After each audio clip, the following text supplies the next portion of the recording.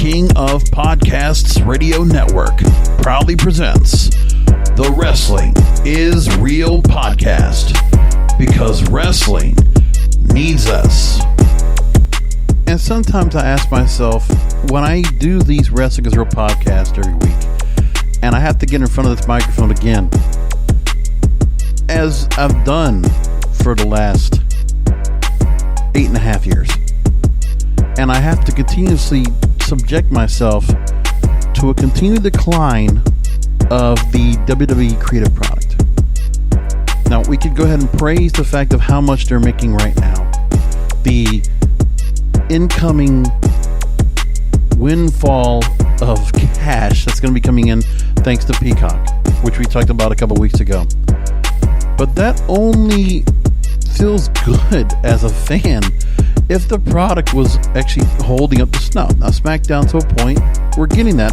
But what I don't like right now at all is you can kind of tell that the creative system right now, it's in a flux because they don't know what to do to prepare for WrestleMania. Your two Royal Rumble winners, they don't want to be able to go and say who they're going to take on yet. So we can't even start their feuds yet. And I know I tell myself every year and I say, why do I even worry about this? Because, you know, if you want WWE to be able to do a long-term feud effectively, they don't. But then again, how are you supposed to go and be able to build the longest, the biggest wrestling show of the year? How are you supposed to make that special? You know, what kind of heat do you bring into 4, 5, 6 matches to get the show up and right? Okay. Are you going to just expect Edge, Drew McIntyre, Sasha Banks, Bianca Belair? I mean, just all these different, the stars that they definitely have that are definitely significant right now. There's a very few amount that are viral, that are interesting, that are catching some fire. And that's about it. 5 or 6 maybe at the most. But that only can account for maybe a couple of matches. And by the way, when we look at the effect of long-term feuds with this company, look no further than what happened Monday night. An impromptu tables match. This is something booked out of WCW 1999. Looking at Lana and Nia Jax. Listen, everybody's talked about it by now. It's the tailbone shot heard around the world.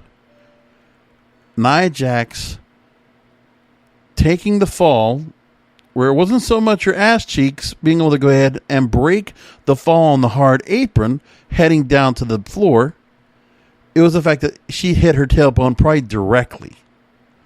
So no matter what, there's not enough cushion in her ass. And I'm trying to say this, I'm being serious about it. I'm not trying to make a joke about it because everybody else is doing the same thing. But when I see that going on, you know, that's a nasty fall. And I know what it feels like to have my tailbone hurt when I just try to sit down. So I bet you she's having that problem now. If it was in case the real injury, which I'm guessing it is. Because again, Brian Alvarez had said it himself. I've never heard Nia Jax sell like that before. She should learn how to do that more. But again, you know, this is kind of a lost cause. Nia Jax, the same Nia Jax that threw Lana through a table 9 times, I think it was, wasn't it? Really no rhyme or reason to it. It was the basis of a storyline. Lana did get her comeuppance at the Royal Rumble by tossing Nia Jax out, but yet we're going to still have this match anyway, just because. And we get here, and we have to hear Nia Jax going, my butt, my hole. And then every other thing has got to be a meme for the next 48 hours. You know, the best one I saw was, you know, my balls, my vag, my hole. It's just like, people are just, they're making fun of the company. They're not laughing with WWE. They are laughing at WWE. That's not good. At WrestleMania season, the Nia Jax bump, more than anything else, was the most viral thing. This overtook Bad Bunny having another appearance. Which, by the way, some of my fellow podcasters are still trying to say that, oh, Bad Bunny doesn't make a difference. I'm going to explain why once again, because we're going to have to go back to Bad Bunny one more time, which I did for 30 minutes. Actually, what, about 35 minutes last week. You know, we did the Royal Rumble recap 2 weeks ago. Then I went ahead and did an episode where I decided to go ahead and defend the Bad Bunny appearances.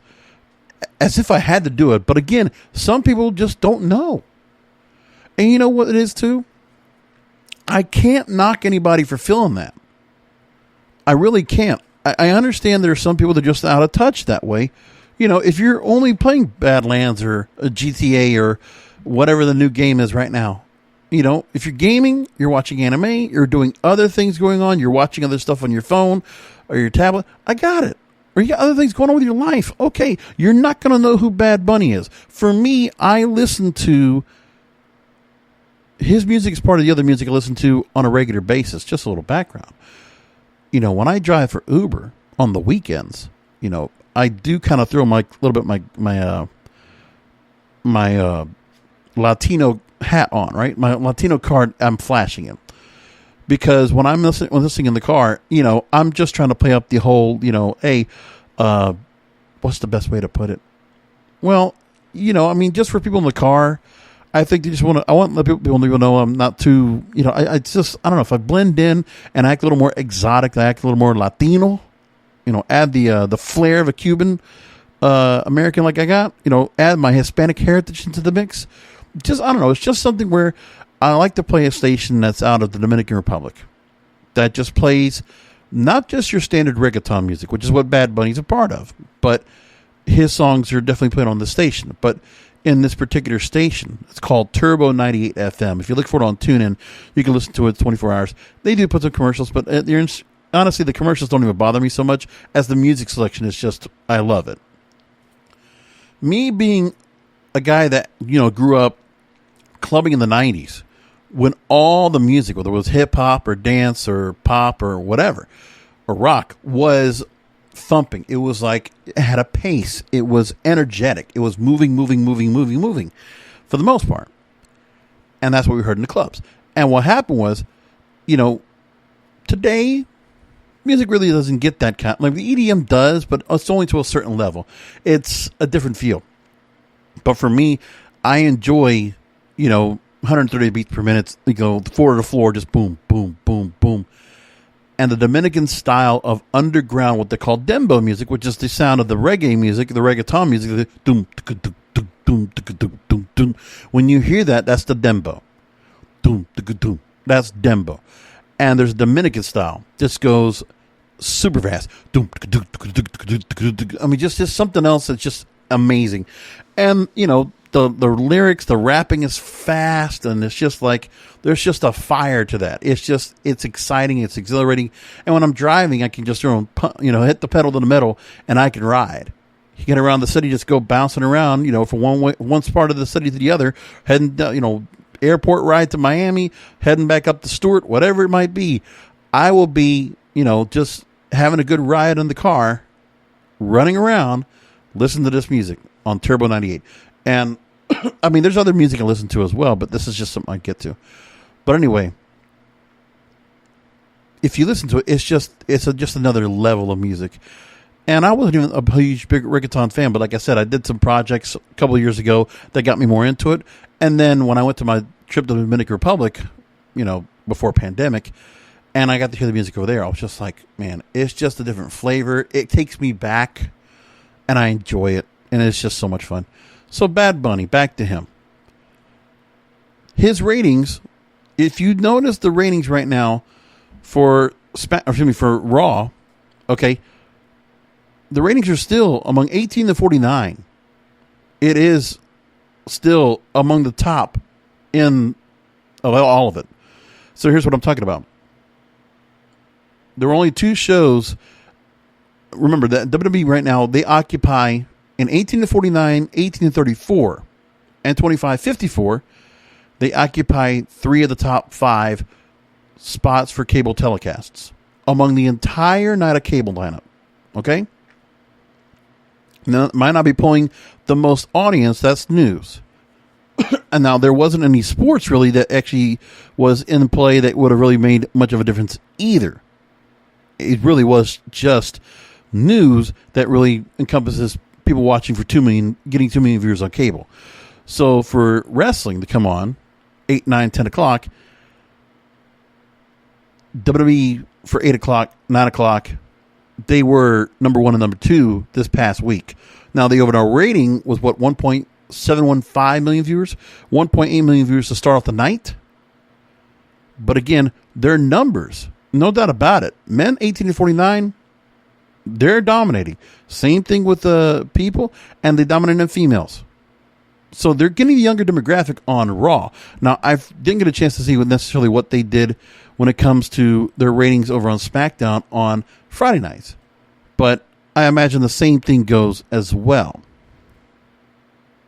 So in comparison, Friday Night SmackDown this past Friday, which did a pretty good rating, 2.25 million viewers overall. Here's the difference. They do not dominate the younger demographic on network. What actually did above them was Shark Tank in their first hour. And actually 2020 on ABC also dominated ahead of them as well. And that's what they had there. So the 18 to 34, they're lacking on that. On the SmackDown side, your audience there is 25-54, which they do get. And for the night, they are 5th among all networks. Oh, sorry, 4th. Excuse me. Was it? No, 3rd. Excuse me. I stand corrected. Now, if they're doing about their own time slots, but there's multiple shows that are going above them anyway. And that's what's going on there on SmackDown, on network TV. But then again, you could also say, well, there's not a lot of young people that are watching on network TV anyway, who's putting on the rabbit ears or really going over to like Fox to go and watch. Well, you could make that argument because there's not a lot of programming that you go to watch for a younger audience anyway. But nevertheless, you see what's going on here in the Raw ratings. It's a different story. They actually get a younger audience. And it's been consistently because of that. Now, I could try to go back and see if that's the same thing. Maybe I can go back, 25th of January is right? Is that before Bad Bunny came into the scene? Maybe I could just try to do that. Let me see what I could do there. Okay, prior to that, if I'm looking at WWE before, yes, they were pulling and they were ahead of, you know what? Actually, I got to try to do a little bit farther back. Okay, we're going to go to the 18th of January, and I'll be able to go and find out if the numbers still stay steady, to make my point, of course. So, WWE, on Monday, January 18th, they did have NBA basketball that was competing against them on that night. But either which way, they had 3rd, 4th, and 5th among 18 to 49. So it's still older demographic, and 3rd, 4th, and 5th for persons 25-54. So let me give you the difference in the ratings. What they were putting in 18 to 34, the younger demographic, a newer audience coming in, the ones that did not live the Attitude Era, did not live the Ruthless Aggression Era. They don't know, they might know about the legends, but they never really got to watch them. They were too young for it in some cases. That younger 18 to 20-somethings, getting them to actually watch wrestling is a different story. And look, the difference is January 18th, your 18 to 34s, persons 0.31, females 0.25, and males 0.30. And this week, you have a little bit of a mix. 0.30 for persons, 0.32 men for 12-34. They actually got to a point where the last hour got 0.39, got higher, right? There's a significant change to that. I still think there's something to be said that he's giving some kind of a dent to it. Plus, you have to also take into account that his audience is not going to be watching a long-form show. They're not going to know what time he comes on. What they're going to do is they're going to watch the YouTube videos, which they've done. Because when you've looked at the channel, you can see that anytime they're showing anything of Bad Bunny right now, He's getting good numbers right now at the moment. I realize that.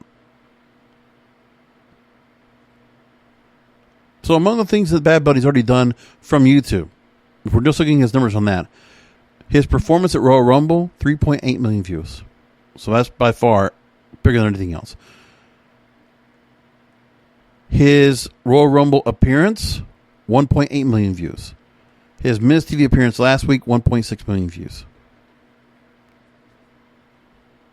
And the match of Damian Priest versus The Miz, the highlights for that, 1 million views. Tells you something. And, so much this week, Damian Priest, Angel Garza, because first of all, they're not even making the point of promoting Bad Bunny in the clip, but yet that got 435,000 views. Just saying. And that's what we got. These kind of things we're talking about all together. So, people can go ahead and make the complaints about that. You do what you want. Fine. But overall, the show, when you're looking at the whole gamut of Monday nights, which, like I said, it's miserable. I've been watching all the way through. I'm not even watching news. Like I said, I have not been watching news where I used to go and flip over to watch news in between because I'm not doing it. I've swore myself off of it. That's my resolution. I'm sticking to it. And it's been pretty easy to do that. Now, with that said, that means I only have Raw on the whole time. I'm not even switching off. They're getting me as a Nielsen viewer. Okay? My cable box is stuck on 1124 my universe. Just that's it. And I don't do anything else. I put it on there. It is background noise. And when there's certain things that are going to be popping up, I will go ahead and pay attention. But it's not even so much where I'm actually watching the show where, okay, like I'm excited for a match coming up. I just have it up and I'm just keeping an eye on it. I'm trying to think, is there anything of substance or anything relevant I need to be looking at that'll be interesting? I did catch the Lana Nia Jax match, and I heard my whole. I did hear it. Which I already heard everybody said that on the YouTube feed, and I think it was on the Hulu feed and all this other stuff. They actually edited it out. So what it comes down to, everybody basically reacted the same way when you watch Raw, and they're leading up to their Elimination Chamber pay-per-view, which really, I wish they didn't even have this now. And we still got 2 more pay-per-views. We got this and Fastlane that's going to get led up to WrestleMania. I wish they just didn't even bother having it. And remember, you're getting this 2 nights in April. Why just move it? And just take out the Elimination Chamber. Just put it to some other time. Because I think if they did that, it would be much better. It shouldn't be a pay-per-view that's not run here. Run it somewhere else. And just give us some breathing room to let some stories go. I don't know, something. But they can't help themselves. They have to stick to a 12-month format. They have no choice. And right now, they don't even have a crowd. So I'm surprised, even without a crowd, they just decide to continue to do the pay-per-views anyway. But now they have Peacock. They have no choice. They have to stick to the content that they're putting out there and probably increase it somehow, some way. Which I don't know how they're going to do that, but they will probably be compelled to do it. So, Shane McMahon, in and out. We're going to announce the Elimination Chamber match. All veterans. So, if you want to feel like WCW 1989, you got it. So, you want to feel like, oh, here you go, Randy Savage, Scott Hall, Kevin Nash, Goldberg. No, not even Goldberg. Just that's it. You just got a bunch of guys who are going to be in there that have been around forever. Let it be Piper, let it be Hogan. It's like, it feels like that again. I thought we didn't want that. Learning from mistakes or learning from your past. I understand that Vince probably just feels more comfortable with certain guys that he has out here. So having the match here, Sheamus, Jeff Hardy, The Miz, AJ Styles, all of them in the match, got it. Randy Orton. We know it'll be fine. There's not any question of that. We know they're all capable and definitely, they're definitely going to be able to do their trade in the ring. It should be booked as a pretty good match, but there's nobody new. And on the Raw side, they definitely don't want to have anybody new. So we don't have any clue. And the thing is also, Drew has to go and defend in the chamber. Because really, they can't go ahead and give us anything where we can find a particular opponent for Drew McIntyre and build that match up. So everything has to be in limbo. And for the company that have to go and book this late, 9 weeks to WrestleMania, and we're just going to go and book it on the fly and book it late. And somewhere after Fastlane, we'll finally get to it. But again, it's what they do. So WrestleMania, just because of the fact that it'll be 2 nights and it'll be a live show with crowd, that's it. Is that the only luster we're going to get? Because that excitement factor is not there. The hype is not there at all either. and the company just needs to realize that. I don't know if they do right now. And I think they've been feeling content with the fact that, hey, we're going to be able to take a Royal Rumble winner and we can build something off of them. We did it with Drew McIntyre. Yeah. We did it with Becky Lynch. Yeah. This year, they're going to try to do it with Bianca Belair. I totally see it. Great. Let's go for it. But then again, I don't like the flip-flop of, Bianca Belair doesn't want to go ahead and say who her opponent is. And Edge doesn't want to say his opponent either. And I guess, I don't know what to think here, because then if you're going to do this, we have to wait and find out what's going to happen with Edge, if he's going to be turning heel to take on Drew McIntyre, or if he's going to play the face going up against Roman Reigns.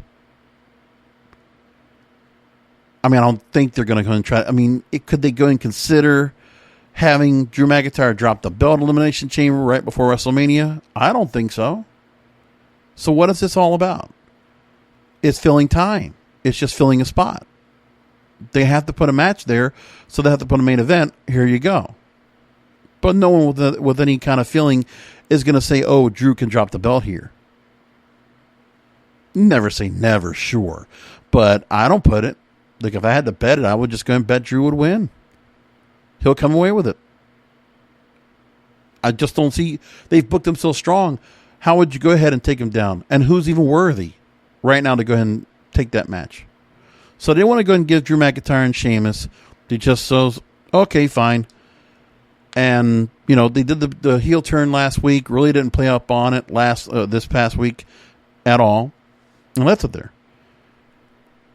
So AJ Styles, Jeff Hardy, again, we're just resurrecting a SmackDown storyline. That's what they do. It's as if nobody's watching SmackDown on the Raw side. The Monday night show is just going to be booked. It's a stubbornness. It's an ignorance of the highest level of this company. It's just they just choose not to even consider what they've been doing, how they've been booking before. We're just going to do it again. Damn it, we're going to do it again. New Day and Retribution means nothing. Retribution is, I was going to try to compare this, the way things are right now with what's going on in WWE. I was going to compare it to the time of the summertime of 1999 in WCW. Because you remember at the time, putting some factions together just for the fact of putting them together, Jersey Triad. Remember Canyon, Bam Bam Bigelow, Diamond Dallas Page? That's what feels like the Hurt Business. Retribution feels like the No Limit Soldiers. Just, I don't know. It's kind of like that. It just feels like, okay, we're putting just matches just to put matches. And they need dancing partners. They got to do something here. And I feel like a broken record every time I talk about this. No change whatsoever. And what are we supposed to do about that? I feel like WrestleMania off season is more interesting than the season itself now. There is nothing that is getting my interest, of real interest, on how WrestleMania is going to go this year. I'm still going to watch it, but you want to give me that extra luster that I'm supposed to be expecting? So we pretty much know, okay, Bad Bunny's going to be in a match. Okay. He'll wrestle. Good. All right, cool. What else you got? Edge Roman Reigns? Possibly. Yeah. You got to build it. You just can't put that match together and just think, oh, we're just going to make it happen. No, you got to give something more to it. I don't know what. We don't know what Seth Rollins is going to be in the picture.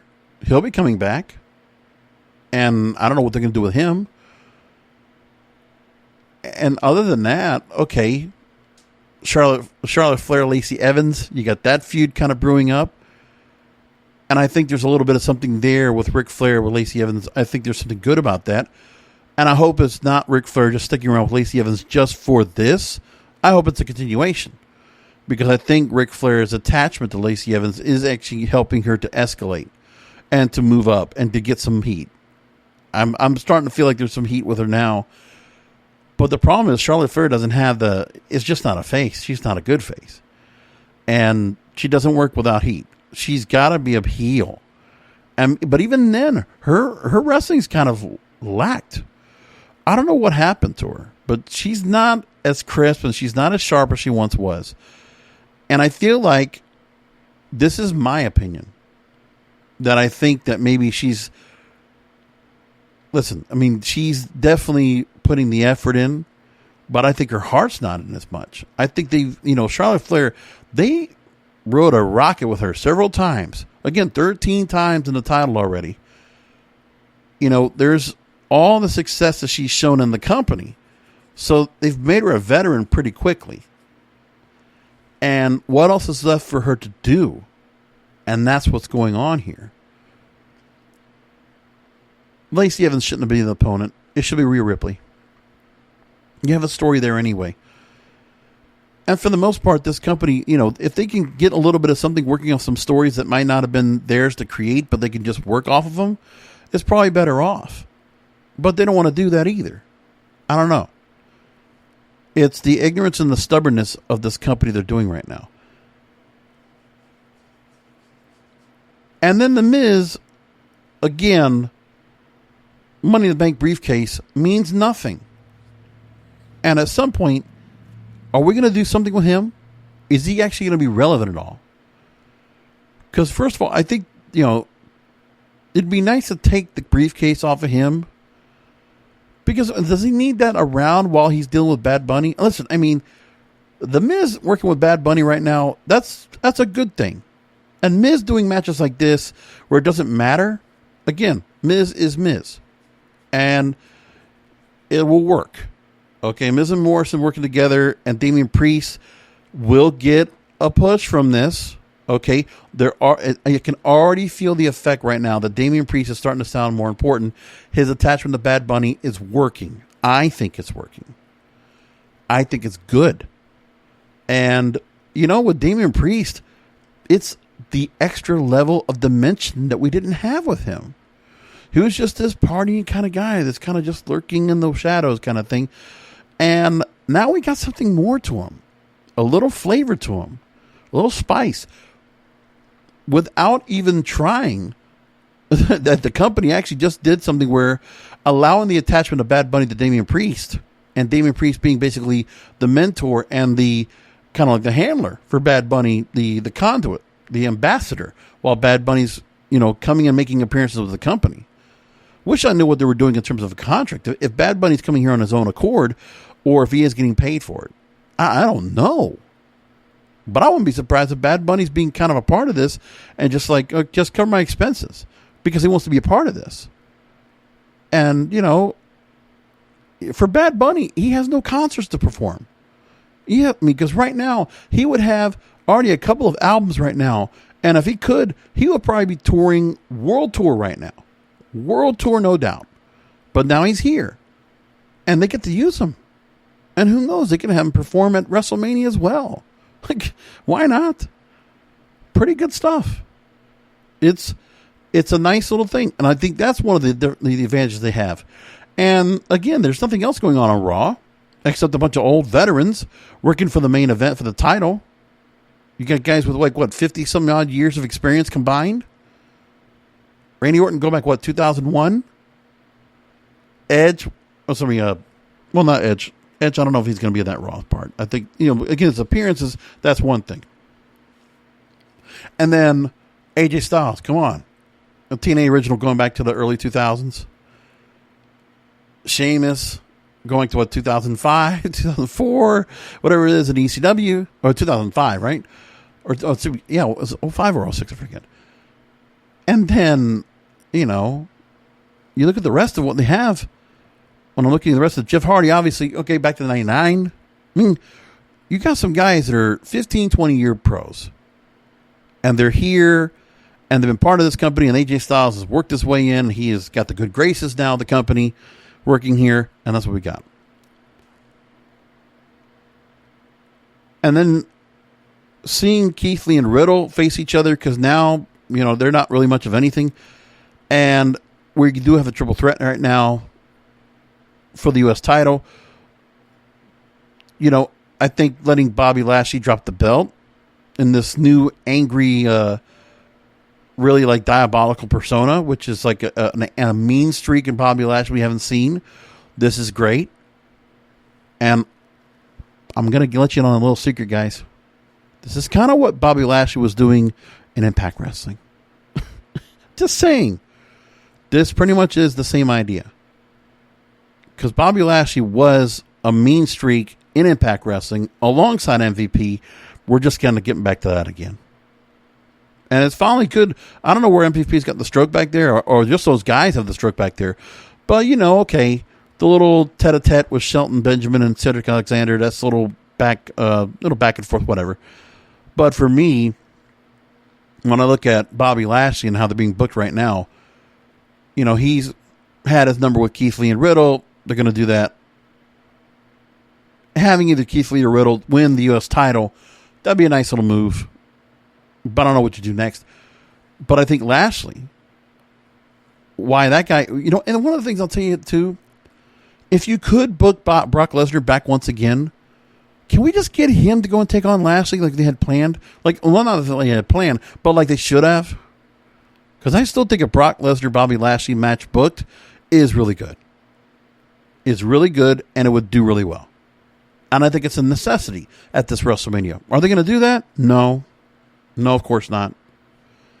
But I like to see that. Now, besides the fact of the women's tag team picture that's going on right now, to see Lana and Naomi go ahead and take on Shayna Baszler and Nia Jax, it doesn't make a difference to me. Those belts don't matter right now. And Shayna Baszler,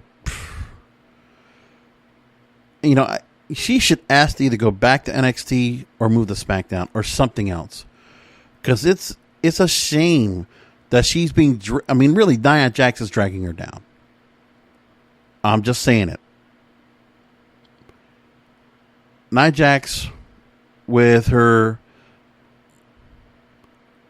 tendency to injure and hurt, right? How many different women wrestlers has she hurt in her time in the company, and why she continues? She is the younger Tamina, but Tamina, I don't think even hurt people that much, and wasn't even that reckless in the ring. It's just Nia Jax, man. They're just, I don't get it. They have not done a good job with her at all. And I think she's trying, and I think she got brought up early and she was green, and there hasn't been anything really that she's done that's been overly wow. She's kind of just been a little bit just been used for a particular purpose. There's just nothing there. She's had her time in the company, yeah, and she's worked, but there's not a match that comes to mind that I think she's been wowed in. Meanwhile, we know that Shayna Baszler, when she had the NXT Women's title, unstoppable. It's the same thing where Asuka had that same thing where she was unstoppable, and they did such a good job building her up at NXT, and all of a sudden they bring her up here, and it's like, what are you gonna do? And it sucks because right now we're still in a spot where it's like nothing's happening here. We're just, Shayna Baszler needs to go ahead and get herself out of this. They got to break this tag team up. And honestly, I just think Let's go and break them up. Let's get Shayna Baszler and Nia Jax. Let's get them in a feud with each other. Get the rivalry started. Let's finally break that team up. And let Lana and Naomi break them up. And be done with it. And then let Shayna Baszler get the upper hand on Nia Jax and just pound her down. And then, basically put her into a match where Nia Jax gets incapacitated, write her off TV, and figure out something else to do with her. I don't know what, but do something else. Because this stuff's not working. I don't know what you do. But I know they want to still hold on to her. They want to still do something with her. I get it. But there's got to be something that can be done better. I don't know. And no Alexa Bliss, by the way, at all. And then they did give us Drew McIntyre and Randy Orton. But, of course, the match that would have been... This was originally the match that we're going to put out second week of January. But COVID to Drew McIntyre, so they decided to go and do it here. Doesn't make much.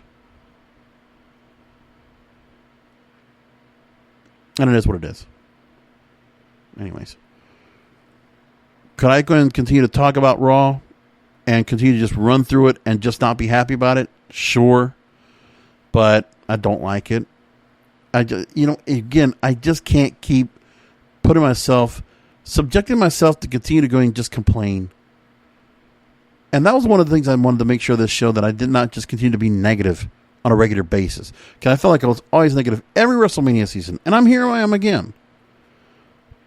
But I can't help it. What is there to do? This company continues to do the same thing over and over. I'm looking for the positives. And I do pick them out. And there's quite a few when I look at it. When I go back and recap again, I will say to myself, there are a few things here. But this is WrestleMania season. This is still the major leagues, right? The biggest company there is. Billions of dollars coming in. Their revenue is doing better as it can be. Like they're actually benefiting right now with no live shows, right? They're benefiting all together. The company has never done better financially, business-wise. They've never done better. Nick Khan is a genius. Nick Khan. It's now time to go ahead and get the content in order. I'm pleading to him. Please do something about this. Make some changes. I know you were trying to come and hire some people for creative. I know there was that the call for that. I don't know if they have been making any counter calls yet and then bringing anybody on yet. I don't know, but it's a time where we need to go and get that back up. I don't know what they're going to do. And one of the things that doesn't help as well is that we're hearing about people that are trying to go ahead and work the creative end. And, Edge and Daniel Bryan are contributing, pushing for different things. So Daniel Bryan hasn't been working so much because he's been working behind the scenes, not just writing. He's in gorilla position. He wants to learn about the production process. He's mentoring younger talent. Wrestling Observer newsletter actually talking about that. It is noticeable that the difference between Edge and Daniel Bryan on the creative team. It was notable that they were the two people who got substantial interview time leading to the match, but Edge at age 47 was pushing for a main event title shot. Bryan at 39 is pushing constantly to get other people over. Well, when you think about it, Edge, that guy doesn't want to lose a spot. And remember, he had all that time lost. He's like, I still want to go ahead and accomplish things. And also because he comes from a different school of thought where, there's certain guys that they can still go. Why am I going to give my spot up to somebody younger when that's not ready? And he's probably been away from the group altogether. They just feel like, well, something happened here where, nothing's coming up yet. It's like, okay, we're, they just have no Edge right now. He wants to go and work what he wants to work. He has some things left to accomplish. And he doesn't see anything, really, he doesn't see any particular younger stars he's wanting to go ahead and bring up. So, it's his idea, and I can see that. And Daniel Bryan working with younger guys totally makes sense. Because Edge has always worked in the major leagues. He did work some other things before, but remember, the guy, for the most part, off and on, he's been in that company, 22 years? Something like that? More than that, I think. And He's doing pretty good with that. Listen, Edge doesn't have to go and worry about the idea of having to go and mentor young people to go and take his spot after him. He's not worried about that. Not right now, anyway. Especially when he's still an active in-ring performer. So he wants to keep going. Okay. But Daniel Bryan, he's also trying to worry about his health. He wants to probably don't have to work so much as like he used to before, because he wants to go ahead and, maintain himself, keep his bump card low so he can continue to go and be able to function well. He's got 2 kids at home, right? So I can see that. But then again, that's only going to be so much you're going to be doing right now. Otherwise, the rest of the creative team is still, we're just trying to work things out. But as far as I know, we've heard nothing else about that new position that was being put out there and how things can kind of get moving forward.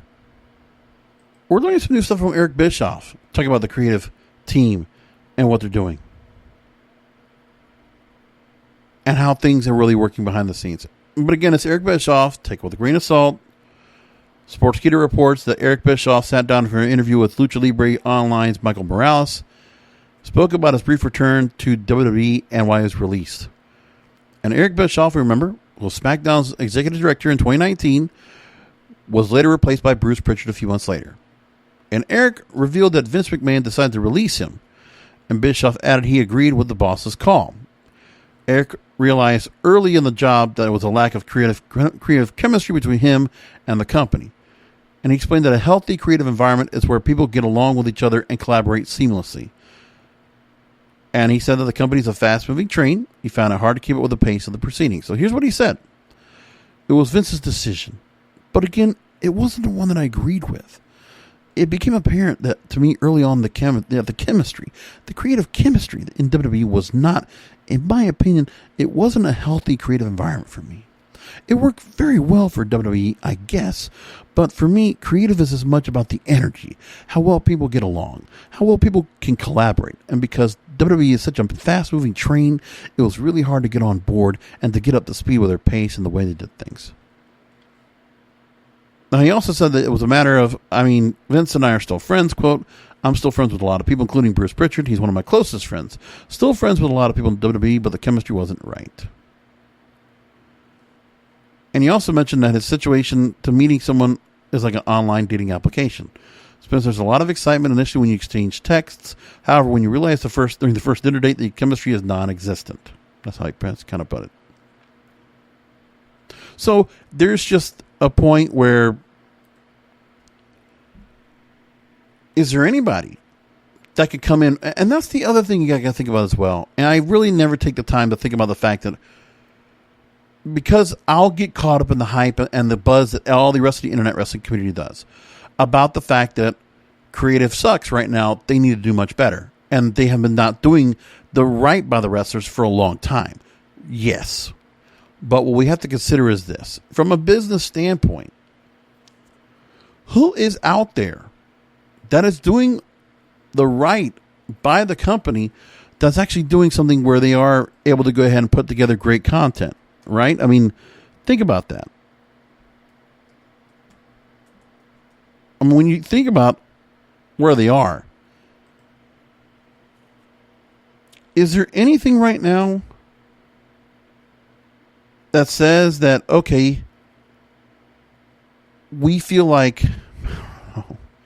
the thing is there anybody in any stretch of the imagination that works in any other production aspect of television or movies or anything like that?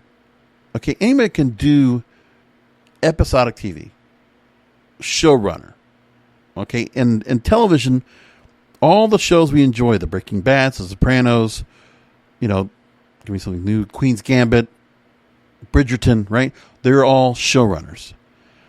But for them to do 52 episodes, that goes over like 4 seasons, over 4 years. Not 52 in a year. Or 50 if you want to kind of like break things up. But here's the thing, is that they just don't have anybody that can be able to know how to show run that kind of series. And who does? for the company, this is what's going on right now that I can notice more than anything else. What AEW and Impact Wrestling and the MLW do, they have their own pay-per-views as well. But they do basically, as they book their shows, well, especially with MLW, Impact Wrestling, and even NWA when we're doing it, and Ring of Honor to a point as well, they're taping all their shows in one shot and being able to go in and say, okay, we just got to put this all together. Give us the A to B and put it all together here in one shot, and then we'll build to the pay-per-view. As we said, AEW and Impact Wrestling do a very good job of this. And AEW doing a live show every week, and they're taping dark. And, they're still doing things where they have the A to B. You could tell they have somewhat of a direction to go. And they've been building multiple arcs. When you have like Lance Archer, he's dealing with, Eddie Kingston's group, or he's dealing with, Kenny Omega, or whatever else, or Team Taz. Like, it's like everybody's going in multiple directions. And that's great. Multi-layered feuds, multi-layered beefs, love it. And then you have matches that are being set up that are going to be designed. You can see who's going to be facing each other, how it's going to be played out is what we're looking for next. And we see different things every week. Great. But then in Impact Wrestling, same thing. They're building to their pay-per-views. They have a No Surrender pay-per-view coming up this weekend. I'm going to probably go and catch it because, again, it's one of their monthly ones. It's not one of the big four that they do every year. But what they've been doing is really damn good on how they're booking them, because it's interesting. Listen, they booked themselves into Tommy Dreamer and Rich Swann for the Impact World title this Saturday. And I'm thinking, that's pretty good. I like that. That's pretty good. But it's not one of those pay-per-views that people are going to be like over the top about, talking about. And I get that part. But for me, it's actually been pretty good so far. I like it. So they do what they do, right? And I'm just trying to think about, we see where AEW does her thing. MLW does theirs. They're building up to particular shows, specialty shows, right? Kings of the Coliseum, that was MLW's last show. I don't know what their next thing's going to be. If they're going to do, if they're going to be doing the War Games, or if they're going to be doing Battle Riot, or what their next thing's going to be coming up. But they're always leading to something as well. And they have multiple storylines going on as well. So it's the old school way of booking. For whatever reason, this is not what, and they're working with whoever they have. Again, AEW, Impact Wrestling, working with the available roster. With WWE, you have people that are absolutely, you have multiple variable layers of talent. But they can go ahead and book matches all they want, but there's no heat behind them. There's nothing behind them that makes you feel like, wow, I really hate this person. Wow, I really like this person. There's only one person I feel like that really, there's only a couple of people that really give me that feeling of like, wow, I really like him. I'm behind this person, right? So, like Sasha Banks, Bianca Belair, yes. Drew McIntyre, yes. And if you want to say somebody who's like a really like is the asshole right now, like, but I like the fact he's an asshole, is Roman Reigns, absolutely. But there we go. Okay, but that's what I got, and those are the ones. And Edge, to a point. But again, like, I'm gonna say Edge is. I'm starting to get a little bit tired of Edge. It's not against him. It's just like, keep him with Randy Orton. I'm like, okay, what? You just want to keep him in a safe place? Like, yeah, let's let Edge go after doing something else. But right now, just give me Edge's next feud. Quit this BS around of like, okay, I'm going to pick this person or I'm going to pick this person. I'm like, I don't want that. We don't need to have both Royal Rumble winners being able to play that game. Edge, pick your opponent. And for goodness sake, I want Kevin Owens out of the whole picture with Roman Reigns right now. Just pick Roman Reigns. Done with it. Done. No more. I can't handle any more of this. Let's just go ahead and move along with that. And then build something to that. Because they're going to have to put a lot of emphasis in an Edge Roman Reigns match at WrestleMania. Meanwhile, there's other things we're doing right now that are leading up to somewhere. I mean, there are a few little things like little crumbs of something that can be built into a storyline. We're getting that. But, you know, for the Elimination Chamber, I don't know what they're going to be really doing. I mean, they are building a couple of matches. They're getting them all set to go, sure. But you're going to get the Elimination Chamber match just to get the match. And at the moment, I don't know if they've already picked out what they're going to be doing next after that. So, let me see here. All right. Elimination Chamber. So, the WWE Championship will be defended, as we already said. The Raw Women's title will be defended, and Asuka will take on Lacey Evans. So, after all that with Charlotte Flair, like, okay, Lacey Evans still gets the shot. Got it. And then the U.S. title, Bobby Lashley, Riddle, Keith Lee. And again, it's next week. And they got to finish building that up. Okay. I don't know. So we have to wait. And also, I didn't get a chance to talk about the fact that they actually have... Well, they're going to be doing a thing where NXT is going to have their show. It's going to be Vengeance Day. NXT Takeover. Haven't talked about that yet. And that's coming up this weekend as well. NXT Women's title, Io Shirai, Toni Storm, Mercedes Martinez, triple threat. That'll be good. Dusty Rose Tag Team Classic Finals, Raquel Gonzalez, Dakota Kai, Shotzi Blackheart, Ember Moon. Grizzled Young Vets, James Drake, Zack Gibson in the men's Dusty Rose Tag Team Classic Finals against MSK. Johnny Gargano versus Kushida for the NXT North American Championship. And Finn Balor versus Pete Dunne. Now, did I read some of the... Gargano was being pulled out of the match? Well, okay, they were doing... I think it was because of the storyline they did, right? Austin Theory went to Twitter on Tuesday night that said that Gargano was out of the scheduled match against Kushida. That Theory and the Twitter account reacted to it by Johnny Takeover of NXT Takeover. And there was speculation of the storyline angle. And WWE confirmed that Theory would be wrestling Kushida on Wednesday's NXT. But no reason for the match. So I don't know what the match was. I didn't get a chance to watch and see what happened. So, but if I had to go and pick for the NXT Takeover coming up, what's going to happen that night? Okay, well, I will say Toni Storm will probably win the women's title. I think it'll be Shotzi Black or Ember Moon that'll win the Dusty Rose Tag Team Classic on the women's side. And MSK will win on the men's side. And again, if you're not going to have Johnny Gargano and Kushida, I think Kushida wins the North American title. And I think Finn Balor defends and will retain over Pete Dunne. How about that? And then Impact Wrestling, like I said, they're going to have their No Surrender pay-per-view. We'll talk about that real quick. And that they actually have nine matches on the card already scheduled. Man, they do that stuff really quick. Good Brothers, Impact Tag Team title holders against Chris Sabin and James Storm versus Private Party. 3-way for the Impact World Tag Team titles.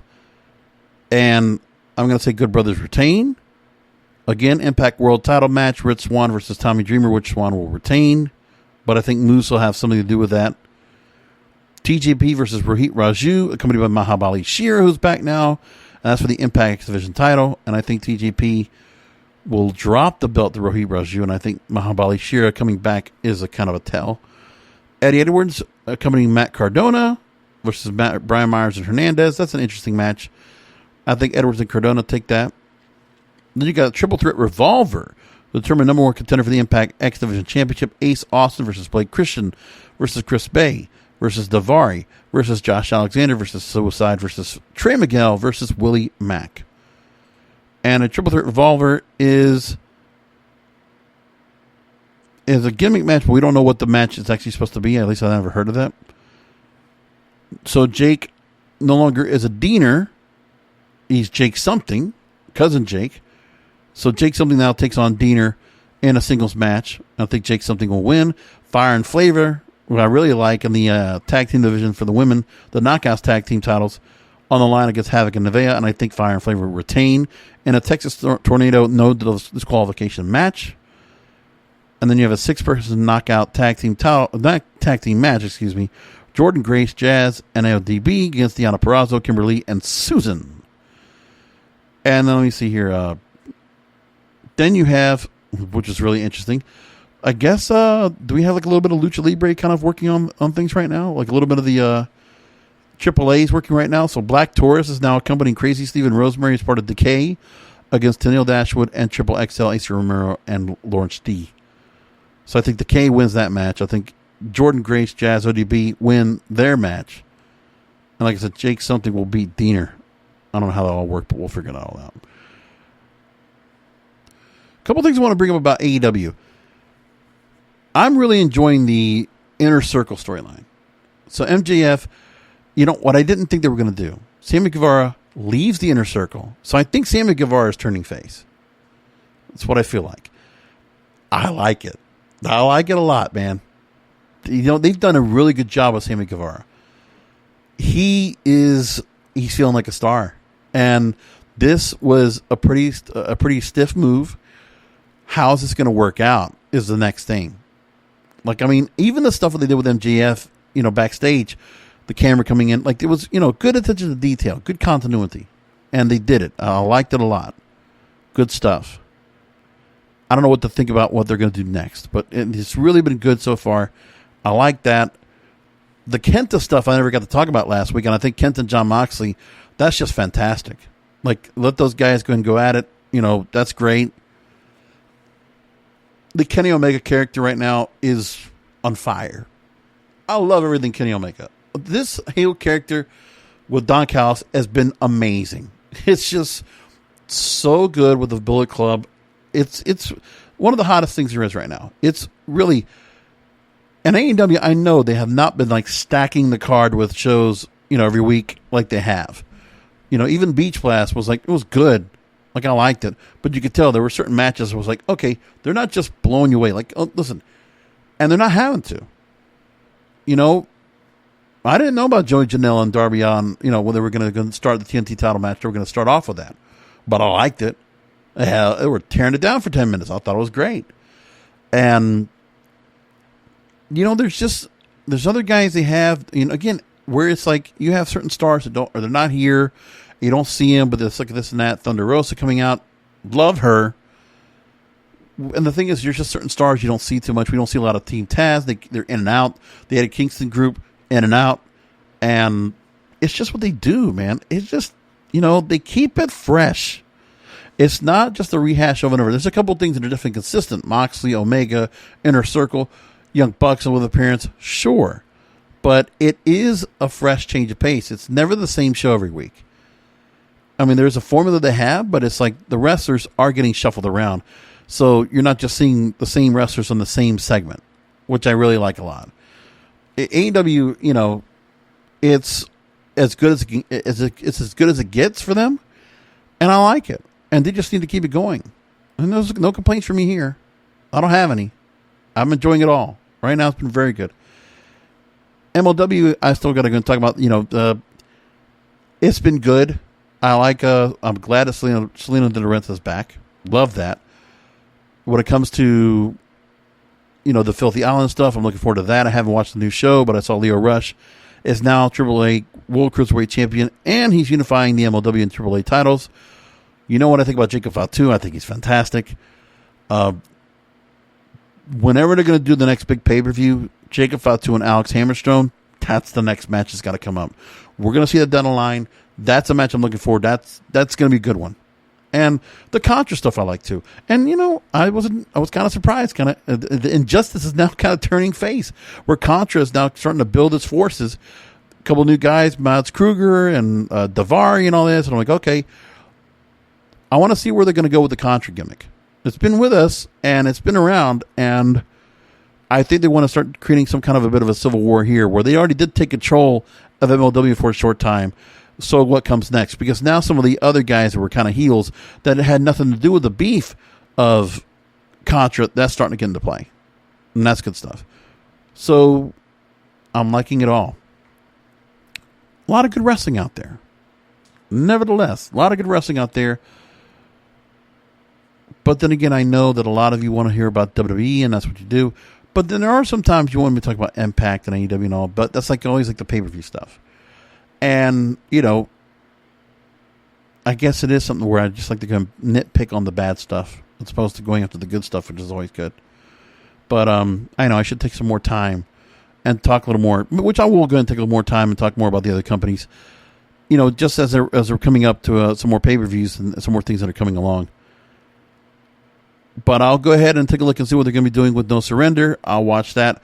We'll not do a post-show for that. I'll just wait to go and talk about it next week on the program. And same thing with NXT TakeOver. I don't think I'm going to be doing anything with it. Now, I might change my mind depending on what I decide to do. Well, I just go ahead and decide, hey, I'll go ahead and, do a show this weekend where I'll cover both. I could do that. But I'm not going to rule it out. I'll consider it. We'll just do it like that. Anyway, we're going to leave it there. Thanks for listening in as you always do. Subscribing to the show as you always do. And by the way, if you want to really help out, I'm getting close to hitting 100 subscribers over my YouTube channel. YouTube.com/JBRASCO951. I know quite a few of you are listening to the show there. But please do tell a friend, have them to go and subscribe to the show there. And we'll do it like that. And anyway, come back for another show. If we do a post show, keep an ear for it. You'll see it in the feed. Or I'll come back next Wednesday for another Wrestling is Real podcast because wrestling needs us. Thank you for listening to the Wrestling is Real podcast. You can find all previous episodes at WrestlingIsReal.com or subscribe to the show on all major podcast outlets, including Apple, Amazon, Google, Spotify, and iHeartRadio.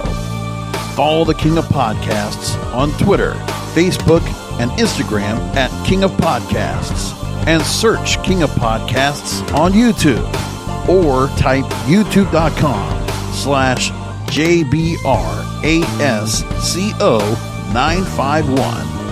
This has been a presentation of the King of Podcasts Radio Network.